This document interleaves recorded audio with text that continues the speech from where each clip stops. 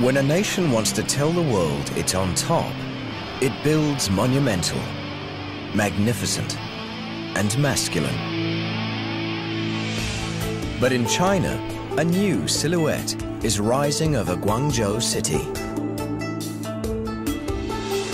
The Guangzhou TV Tower. It's nicknamed the supermodel. It looks more feminine. It reminds a little bit of a dress of a woman. The tallest TV tower on Earth with a super slim waist.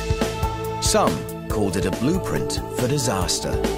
Some experts argue, say it's dangerous. They will collapse. But others have the courage to see it through. It was like now or never, so we just had to go for it.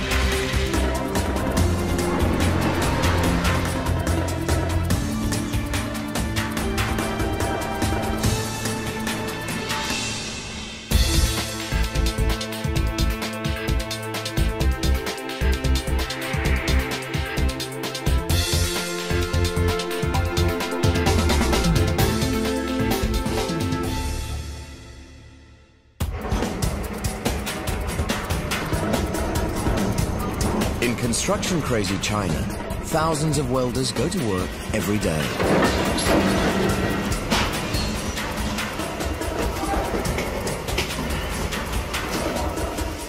These welders have a uniquely risky job.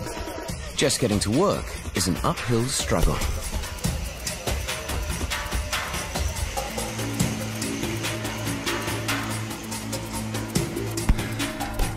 Their job site. A dizzying 450 meters above ground. That's when their real job begins. Welding on top of the world brings a whole new set of challenges that steel supervisor Mr. Wang Shuha is only too familiar with. Among all the projects I've worked on, the tower's steel structure is the most complex and difficult. We need to protect the welding joints from wind and rain. What they're constructing is no ordinary building.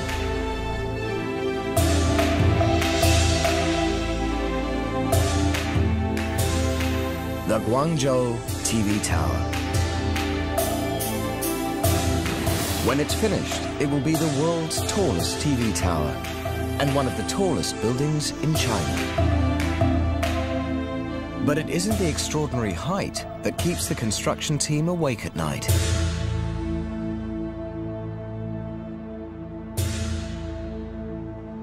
Its design is like no other. It has a concrete core that rises to 450 meters.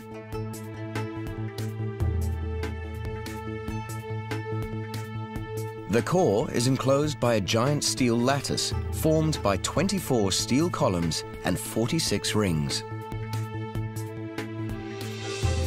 The tower twists midway to form a waist, then widens in an oval at the top.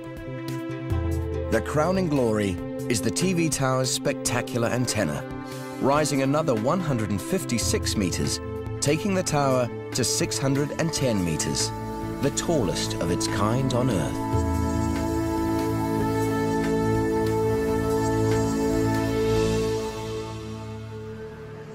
Its shape is so unique, it isn't covered by any conventional building code. They're boldly going where no builders have ever gone before. But that didn't stop architect Mark Hemmel, project manager Vincent Lam, and engineer Jackie Yao from taking up this crazy challenge just 4 years ago. I can still remember that sort of sketches that the architect handed to me. When I start to thought, wow, it's nice cartoons. And then how we are going to work on it. You're doing a project that that is of a scale, of a size, and of a complexity that nobody else has done before.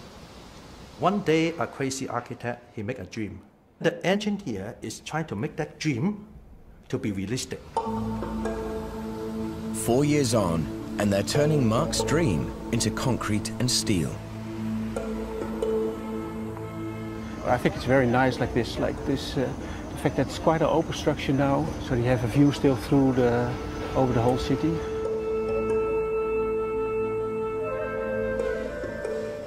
For the last 3 years, architect Mark Hemmel has commuted regularly between his home in Amsterdam and the construction site in Guangzhou.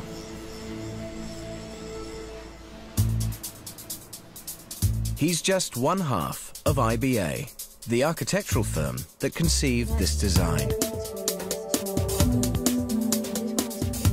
The other half is Barbara Koot, Mark's partner in work and in life. They'd only been in business for 5 years when they decided to take on the big boys, competing for the job of a lifetime by designing the tallest TV tower in the world. I first heard about the competition, and then I read and I heard that there was required a high tower in China, and my first thought was, well, that's quite big. And she said, well, what do you think? It's nothing, isn't it? Like it's too big, too difficult. And I thought, like, no, we should do it. The winning design would have to make a powerful statement to the world.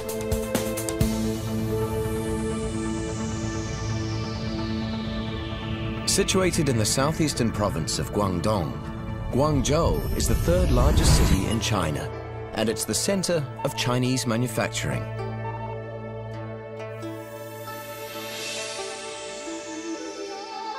A 1,000 years ago, the port of Guangzhou sat on the trade route that linked East Asia with the Mediterranean. This was one of the first places in China where East met West.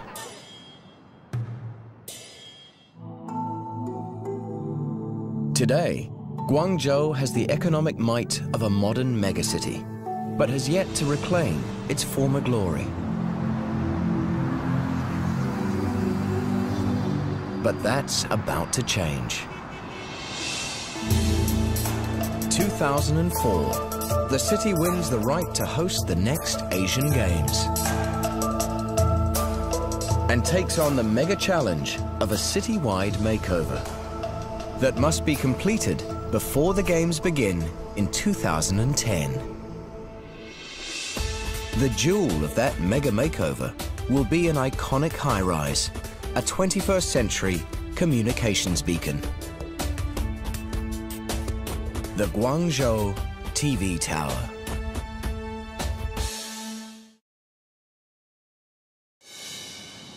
Two years out from the Games, the outer structure is almost complete.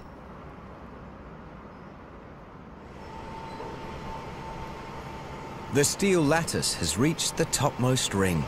Only 3 more column sections need lifting into place.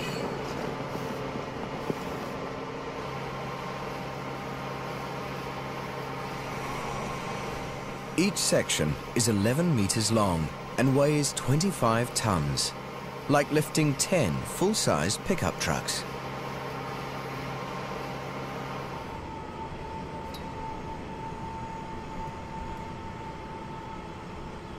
This is one of the last of the 1,104 column sections that make up the 24 giant columns.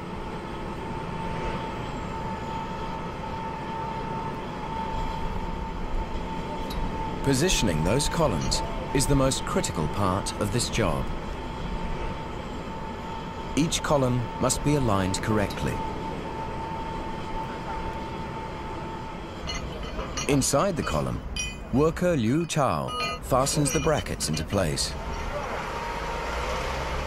There's no room for error. Even a few millimeters off, and the whole tower could morph out of shape.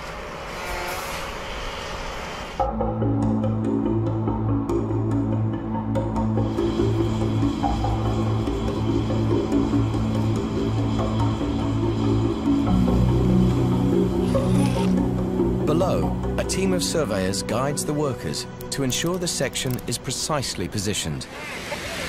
Burn inside. Burn it right now.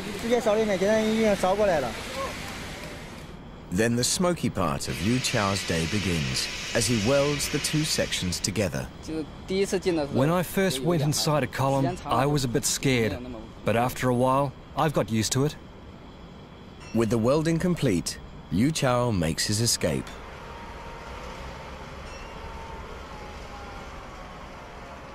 Ten floors below, workers are assembling the steel floor. Because of the twist in the middle of this tower, every floor has different dimensions, so every floor beam and floor plate has been custom made. They work so efficiently, they finish one floor every 5 days.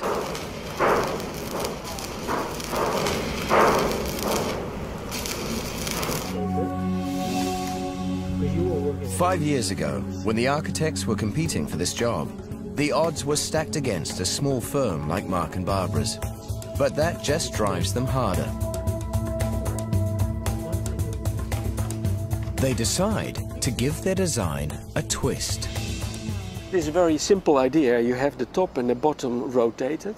Therefore, you got the effect was that you get like a tightening waist.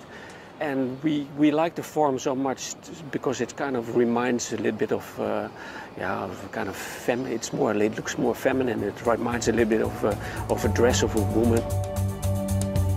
But their clever design poses huge technical challenges. To land the job, they need the prestige of a big engineering firm behind them.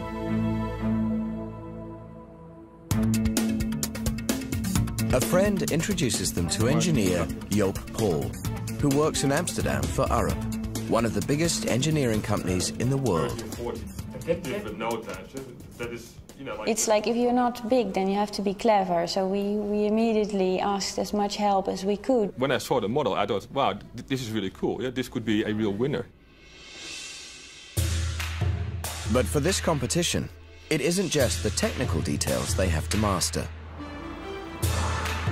They need to engage a Chinese audience to make something that will win over the people of Guangzhou.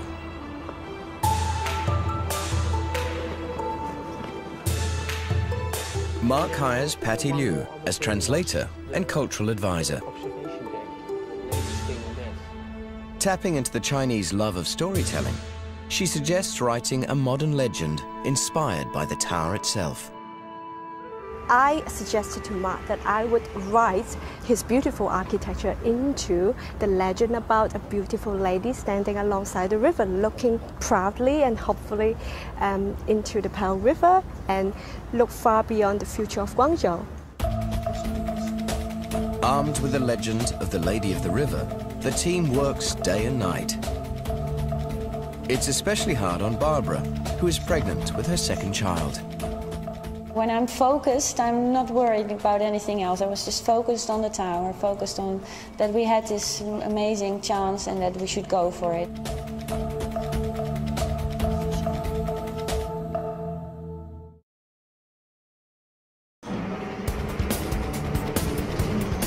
Zhu Yuyong gets high every day he comes to work.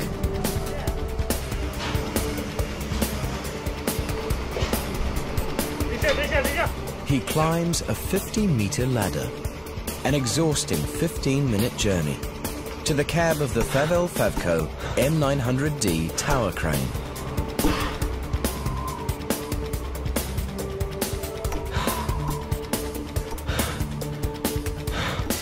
He's been at it for 2 years now, one of 8 drivers who took special training to drive the crane.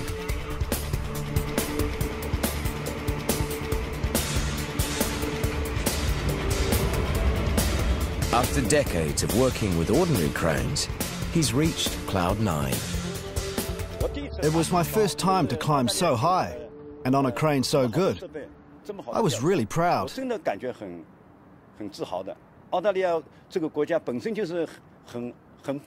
an Australian crane.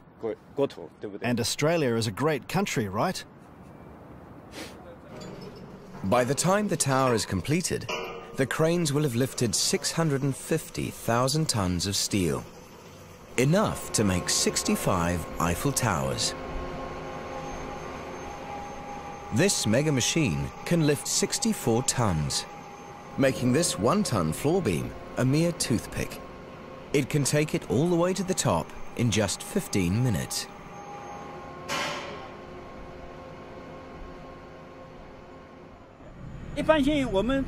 Normally before I go to work in the morning, I don't dare drink much.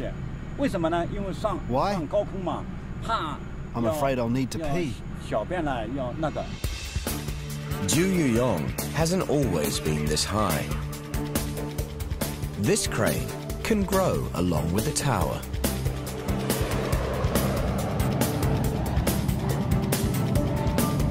Powerful hydraulic jacks have pushed the 280-ton crane skyward, 4 floors at a time.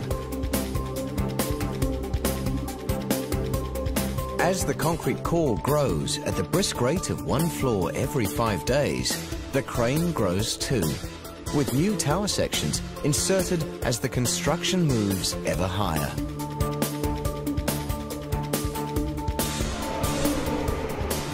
Juyuyong is now working 500 meters up. But height doesn't faze this crane-driving veteran. The higher the workplace, the fresher the air.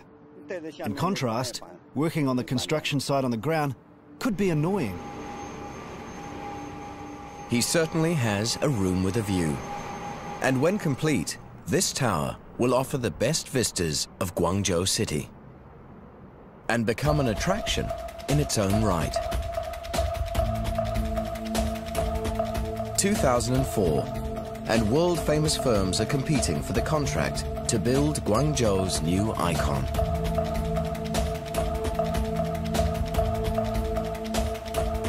As the finalists are chosen, Mark and Barbara have even bigger things on their minds.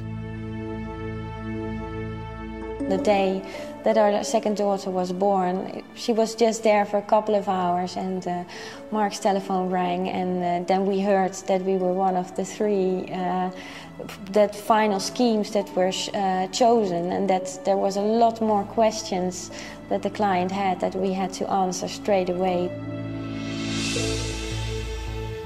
The timing couldn't be worse. A new baby in their arms and their dream project just out of reach. They have only 3 weeks to draft another round of plans and drawings, or lose everything they've strived for to the other finalists.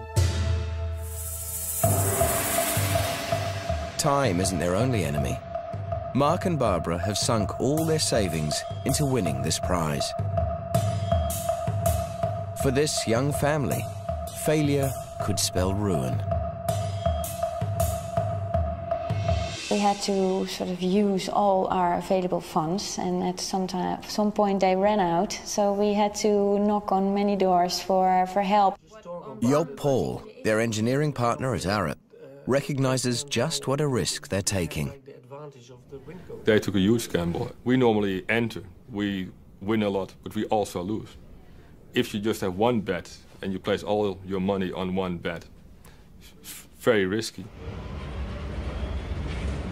On floor 75, they're about to start laying more floor panels. But nature throws a wrench in the works.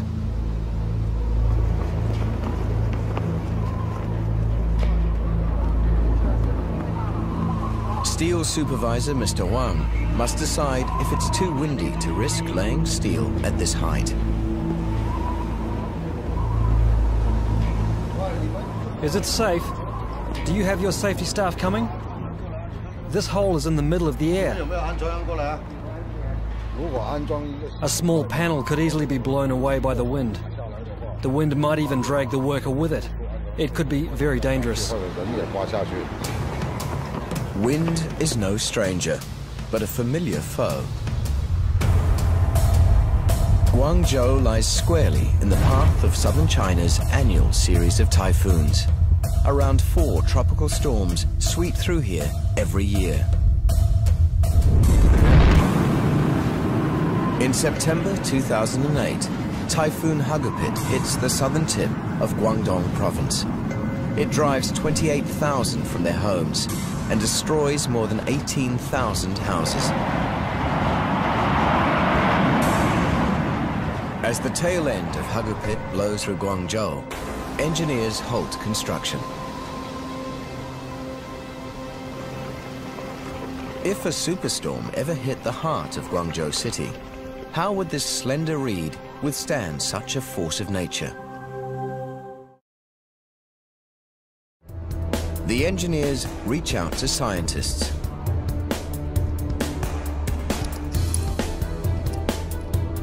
Professor Julia Dong of Tongji University in Shanghai is in charge of testing how the tower would fare under extreme winds. The tests are more complex than for any normal high-rise. It's a unique asymmetrical shape, so it has an extremely complex wind environment.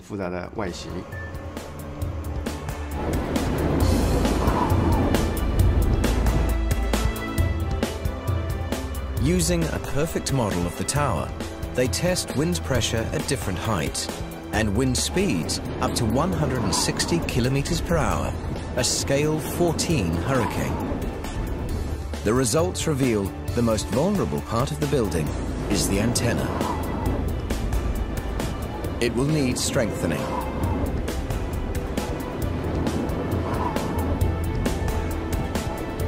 Their verdict? The tower should stand up to nature's worst winds. I think the current building is safe enough. Even if we have a once-in-a-100-years typhoon, the building can stand up to it.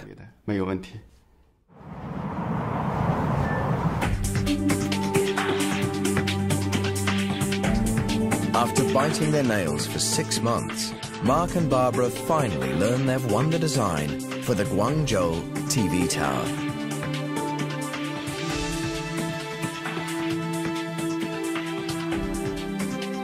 Arup in the Netherlands joins forces with the Arup officers in Shenzhen and Hong Kong.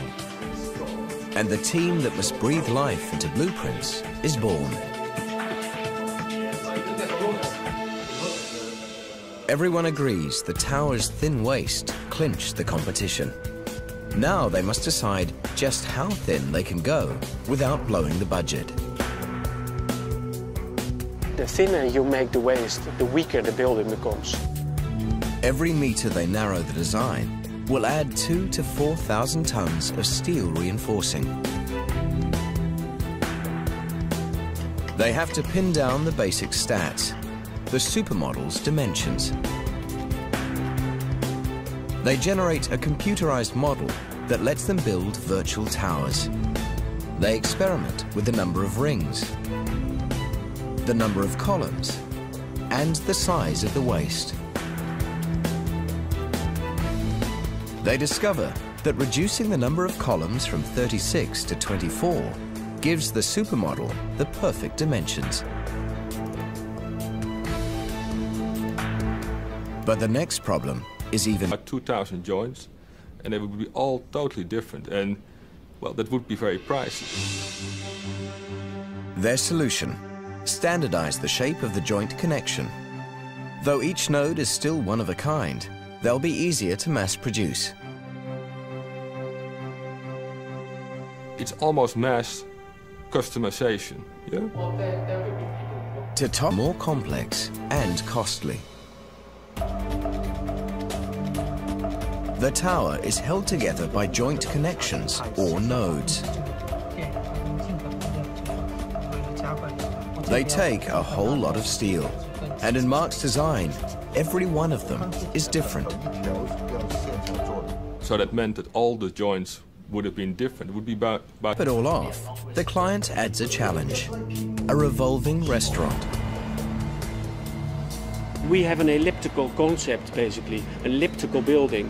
So it is impossible to make that rotate. Their solution: design a circular restaurant that rotates around the concrete core.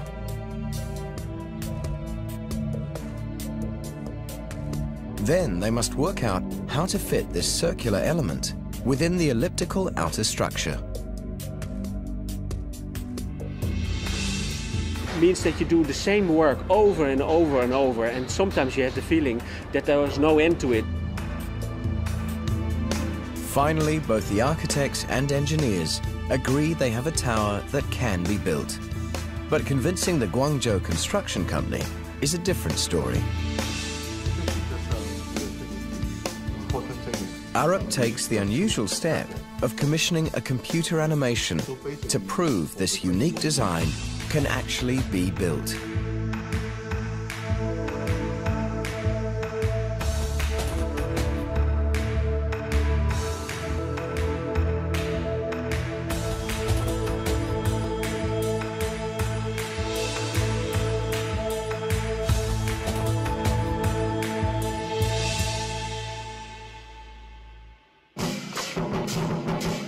In 2005, the city of Guangzhou welcomes the designers of its towering icon. In November, they lay the cornerstone, and the Guangzhou TV tower is on its way. 3 factories begin the colossal task of outputting the steel.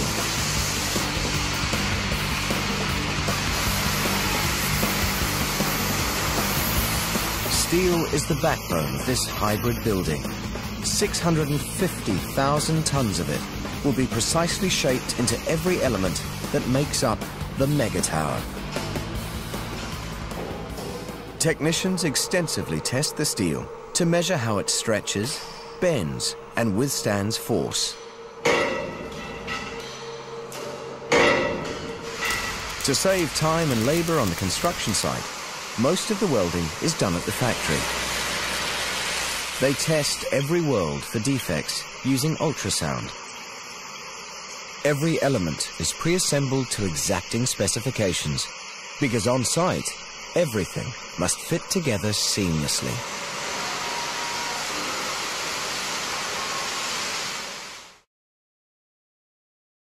August 2006.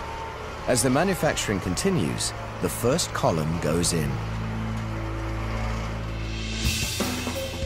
2 years later, they're reaching the upper heights of construction.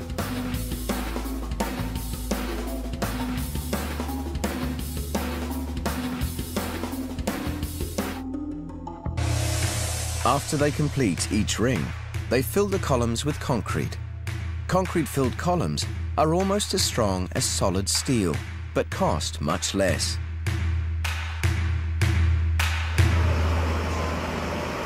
Now the construction crew begins to concrete all of the tower's 88 floors. Concrete, one of the oldest construction materials and still one of the trickiest to handle.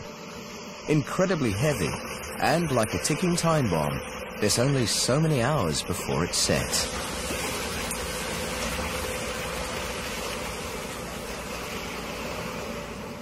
But no problem for this machine. This concrete pump is state-of-the-art. It can pump concrete to the top of the tower at 30 meters per second. That's nearly 110 kilometers an hour. The main pipe carries the concrete all the way to the top and has openings on every floor.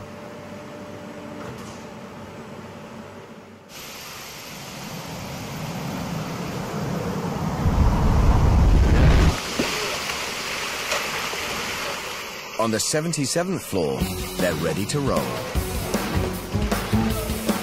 They start with their longest boom, so they can reach the places farthest from the core. This concrete is especially designed for pumping into high-rise structures. It's called self-compacting concrete, or SCC. It flows and spreads easily and settles into place by means of its own weight. It's ideal for penetrating small spaces.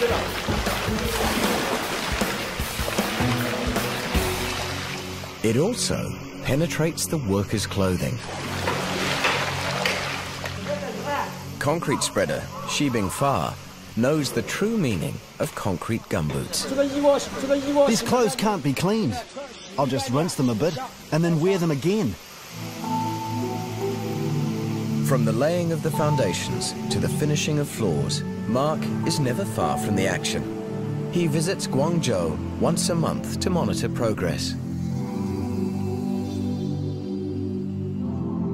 It basically feels a little bit like as if it is our baby, and therefore we have to care for it, and we see it grow up. Back in Amsterdam, Barbara looks after the office and the family. She provides timely backup for Mark when he's on site. At the end of Mark's day, he can ask the Amsterdam team to turn around plans during the night, so they're ready for him in the morning.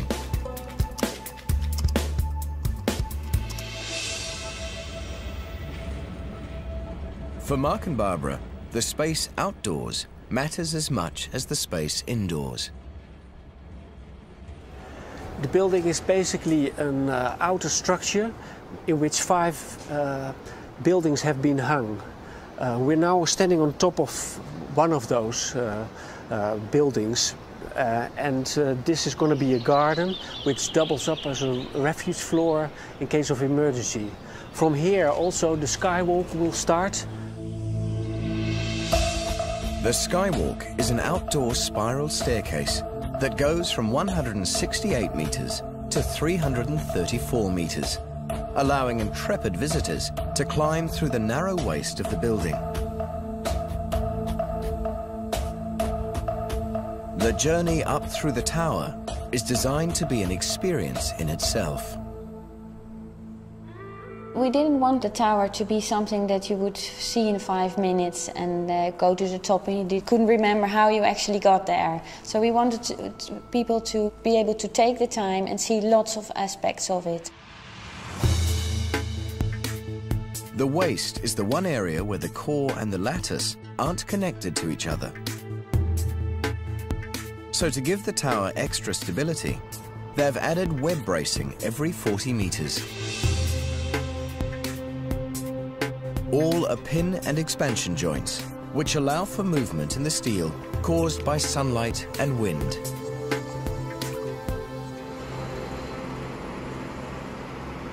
Down below, the Favel Favco M440D crane delivers another shipment of skywalk pieces. Then an even larger Favco takes over. The M900D delivers them into the body of the tower.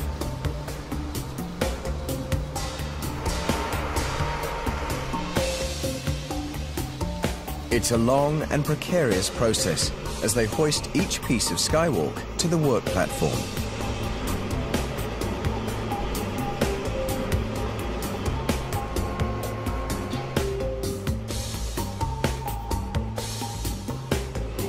Inside the tower, avoiding collisions with the web bracing is like threading a needle.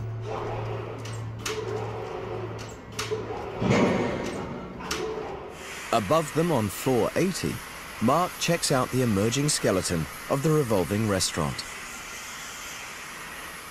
A restaurant 400 meters high poses challenges not just for the designer, but also for the chef.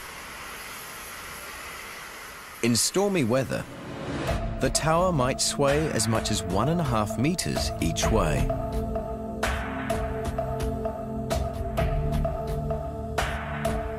It means that you cannot design anything that would give people visual clues about that they're actually moving, because that is one of the reasons why people feel sick, because they see things kind of unusual that they're not used to. So for instance, you could not have any chandeliers in the restaurant because they would just sway above your table.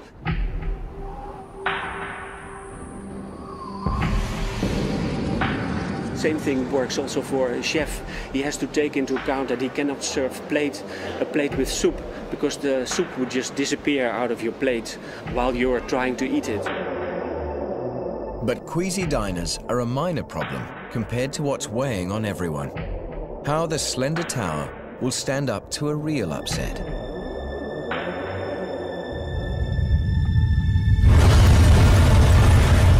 Memories of the 2008 Sichuan earthquake are still raw.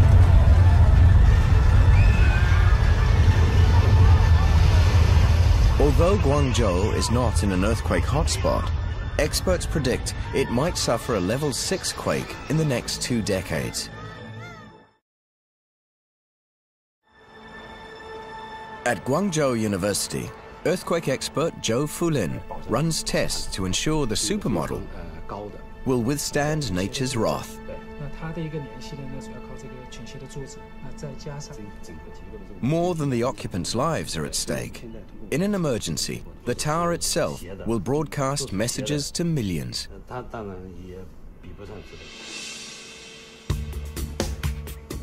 Working for almost 3 months, Zhou's team builds a scale model over 12 meters tall, 1/50th the size of the tower. They subject the model to an earthquake with a seismic intensity of 7.8.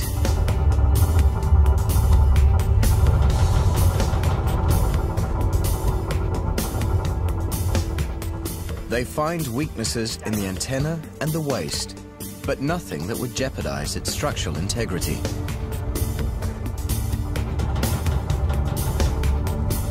So the earthquake problem, I can say, no problem. If very strong earthquake, with double earthquake, no problem. To stabilize the weak points and reduce swaying, the scientists recommend a big addition: dampers. Tuned mass dampers, or TMDs, feature in many ultra-tall buildings. They're often giant concrete blocks or steel pendulums that move in the opposite direction to minimize the whiplash caused by winds or quakes. TMDs are costly and take up lots of room. But engineers have come up with a unique solution that saves money and space. 2 giant water tanks, 600 tons each, that double as reserve tanks in case of fire. Housed above the restaurant on floors 84 and 85, the tanks sit on rollers, so if the tower starts to sway one way, they'll move the other. Above, in the antenna, are 2 smaller mass dampers, each with a 2-ton steel counterweight that also counteracts whiplash by swinging in the opposite direction. If the building move there, and this mass will again, so can reduce his vibration. Together, the dampers will reduce vibrations from wind or earthquake by up to 50%.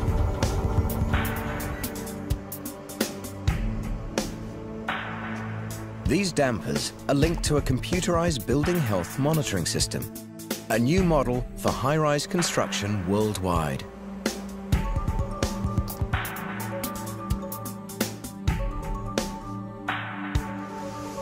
As construction proceeds, more than 600 sensors testing everything from vibration to temperature are embedded in the steel columns and the concrete core.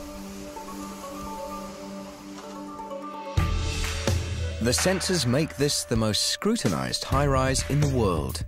They'll not only safeguard this tower, but furnish valuable data for building the super towers of tomorrow.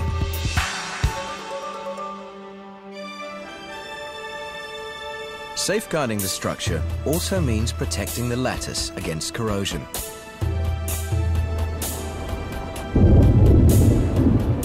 It's a top priority for steel supervisor Mr. Wang Shua. The paint job for the steel lattice on the Guangzhou TV tower has some strict requirements. It's more or less similar to a paint job in the shipbuilding industry. Most of the painting has been done at the factory, but every joint on the steel lattice must be finished on-site. First, each weld is sandblasted to remove any rust. Next, a protective coating of aluminium, the same kind used on bridges. Then 3 coats of paint go on every joint. Shifting to the next column at 450 meters above ground takes nerves of steel. One decision remains up in the air: the final color.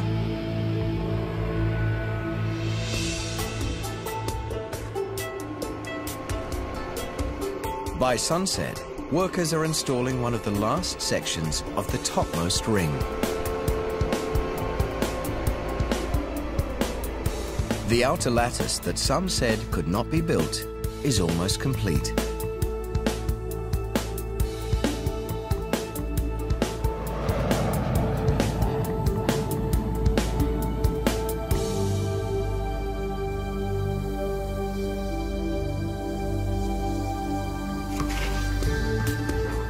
The day shift can relax. But this evening, work goes on. High winds have set back construction. Evenings are calmer, and the night shift races to catch up.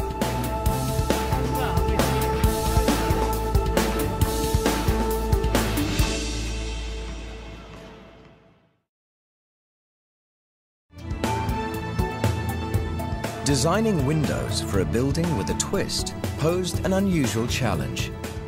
Because of the fact that the building is so curved, the upper line of the window line is different from the bottom one. So you could never fix it with straight rectangular windows. So basically the only way of doing it is using triangles, and they can kind of follow any form. Although no two pieces are exactly the same, every window is roughly 3 meters high and weighs nearly a ton. It takes 6 men to maneuver them into place.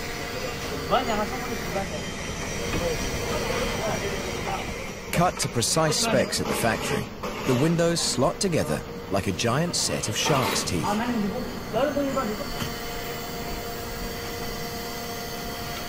By the time the tower is complete, the window team will have done this job 5,000 times.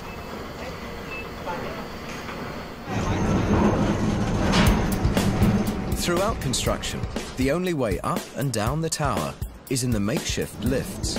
They move everything that can't be hoisted by crane. William Wong and his team from Arup, Hong Kong, have the challenge of designing the regular lifts for such a slender tower. There will be a lot of tourists coming to the tower, 10,000 a day maybe. So the vertical transportation requirement is very high. But at the same time, because the core is very thin, so we have to think about how to stick this so many lifts into such a thin core. The answer is double-decker lifts. They can carry twice as many people in the same floor area. When the tower opens in 2010, 2 double-decker high-speed lifts will whisk visitors straight to the top in just over a minute. A second set of double-deckers will provide a more leisurely journey. They'll give visitors a strong sense of the building's height and unique structure. And that is kind of what I found missing in some other buildings. Often they use the fastest lifts, while actually the slowest lift will give you much more of an intuitive feel of the height of the building. But the lifts are far more than simply passenger transportation. After the 911, people were concerned in case of accidents or fire, how are we going to evacuate people from such a different height levels back to the ground level? Research post 9/11 suggests using both the lifts and the stairs in an emergency can almost halve the time needed to evacuate a superstructure.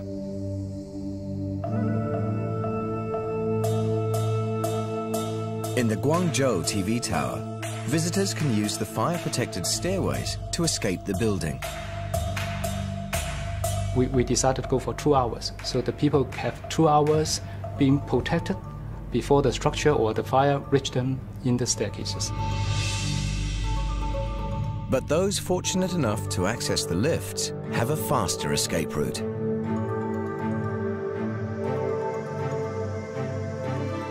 Computer simulations show the high-speed double-decker lifts can ferry 840 people from the top of the tower to the ground in just 1 hour.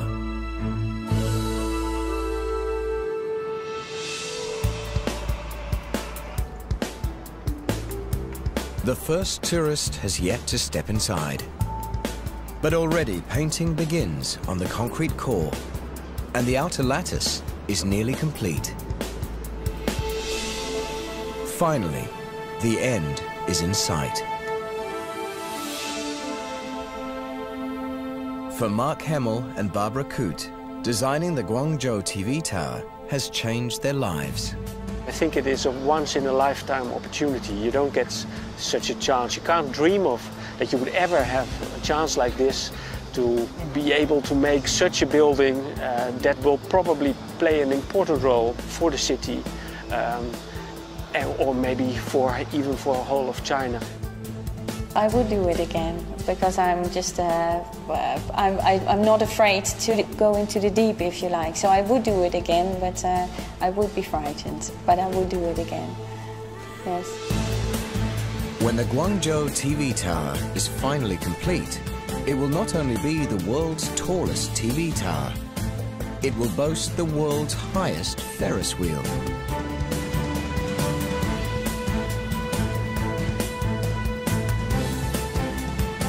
And when the Asian Games open in 2010, the supermodel will be the icon that puts Guangzhou City center stage.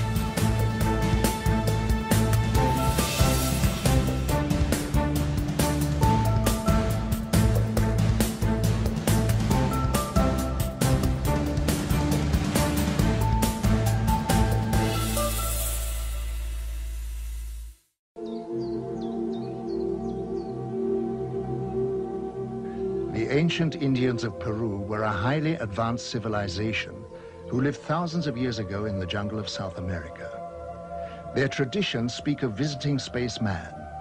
At their reservations are the amazing Nazca lines, which are etched into the earth and which are acknowledged as being aircraft runways and landing sites.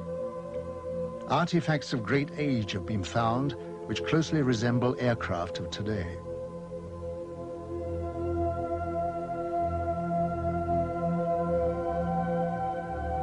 The sensational crop formations of England have generated great interest, and the question has to be asked if there is any connection with the etching in Peru.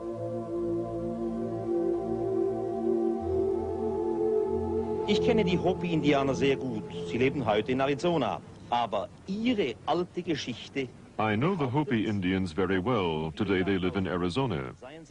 But their old traditions say that many, many thousands of years ago their home was in South America, and that at that time they were descended upon by extraterrestrial visitors called Kachinas. These Kachinas also saved the Hopi Indians when their continent threatened to sink. These heavenly beings, the Kachinas, were the teachers of the Hopi. And even today, the Hopi Indians make figures of the Kachinas for the younger generations, so that no one should forget the visit of their original teachers from outer space. And even today, the Hopi are convinced that one day the Kachinas will come again. In this connection, it's interesting that a short time ago I showed White Bear, one of the oldest members of the Hopi, pictures of the Maya cities Tikal and Palenque. He was beside himself with excitement and said, "We understand that. Our ancestors built that under the guidance of the Kachinas."